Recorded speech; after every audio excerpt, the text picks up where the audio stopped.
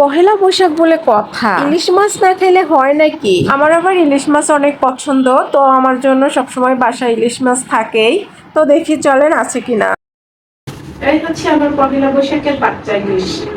আমরা তো হচ্ছে বড় ইলিশ কিনতে পারিনি, তাই বাচ্চা ইলিশগুলো কিনেছি। এখন এগুলোকে ইলিশ পান্তা হবে খাওয়ার জন্য। এগুলোই হচ্ছে আমাদের পহেলা বৈশাখের বাচ্চা ইলিশ। তো চলুন বাচ্চা ইলিশগুলো ভেজে নিই, তারপরে খাওয়া শুরু করবো। এই আমার বাচ্চা ইলিশ।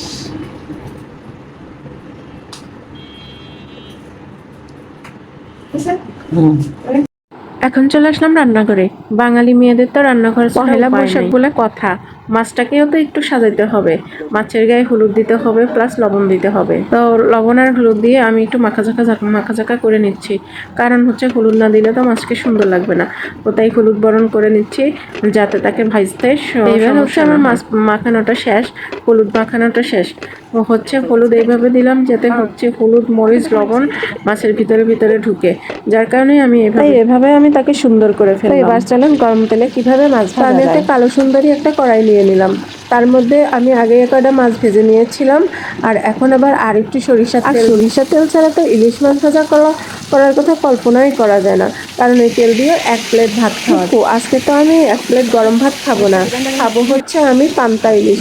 তার জন্য এখানে দুটো শুকনো মরিচও ভাজি করে। আরে এইভাবে মাছ ভাজা করা দেখলে সেন্ট মার্টিনের কথা মনে পড়ে। সেন্ট মার্টিন গিয়ে কতই না এইভাবে মাছ ফ্রাই করে খেয়েছি। তো রান্না বাড়া হলো, এবার বুবুজানরা চলেন আমরা কি কি খাবো সেটাই দেখি। আপনাদের তো একটা কথা বলতে ভুলেই গেছি, রান্না বাড়ার পাশে কিন্তু আমি সাজগোজটাও করে নিয়েছি। আমি প্রথমেই এখানে পান্তা ভাতটা নিয়ে নিয়েছি, তারপরে নিয়েছি কি জানেন, একটা শুকনা লঙ্কা। কারণ এই শুকনা লঙ্কা দিয়ে পানি ভাত খেতে কিন্তু অসাধারণ। তারপরে নিলাম এখানে কালো জিরা ভর্তা আর তিল ভর্তা। আসলে পানি ভাতটা আমি তৃপ্তি সহকারে খেয়েছিলাম, আমার কাছে যে এত ভালো লেগেছিল যা বলার মতো না। এখানে আমি রান্না করেছি গরুর মাংস, তার জন্য 1 বাটি গরুর মাংস নিয়ে নিলাম। এবার নিয়ে নেব আমার কালো সুন্দরী কড়াই থেকে ওই ইলিশ মাছটা।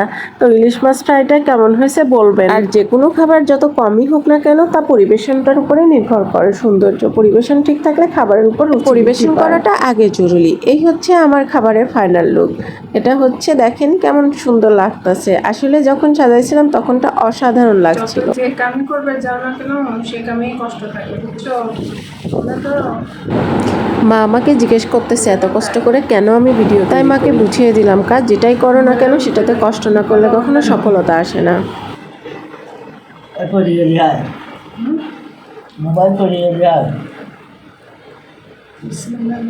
ও আর আজকে একটা কথা বলতে আপনাদের সাথে ভুলে গেছি, এই আমার এই ভিডিওগুলো কিন্তু আমার মা করে দিয়েছে। মা কখনো ক্যামেরাও ধরে নেয়, মোবাইলও বুঝে না, কিন্তু আমি মাকে দিয়ে সবগুলো ভিডিও করাই নিছি। মাশাআল্লাহ মায়ের বানানো ভিডিওগুলো অনেক সুন্দর হয়েছে।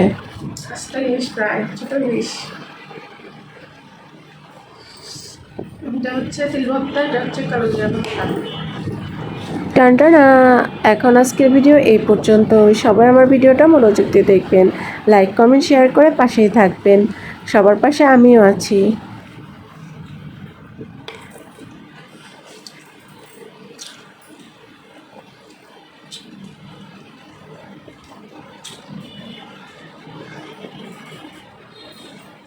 মোবাইলে খুলছে না, এটা সমস্যা। ভিডিও করতে করতে বন্ধ হয়ে যাচ্ছে।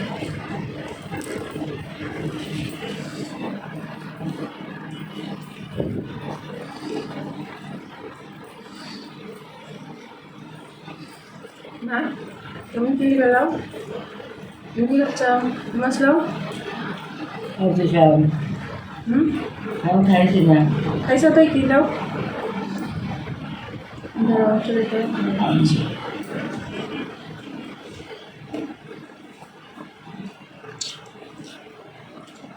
এটা হচ্ছে গরুর মাংস। গরুর মাংস দিয়ে পান্তা খেতে অনেক মজা লাগে আমার কাছে, তাই জন্য আমি এটার সাথে গরুর মাংসটাও নিলাম। একটা ভিডিও দিয়ে কত ভিডিও বানাবো তুমি জানো?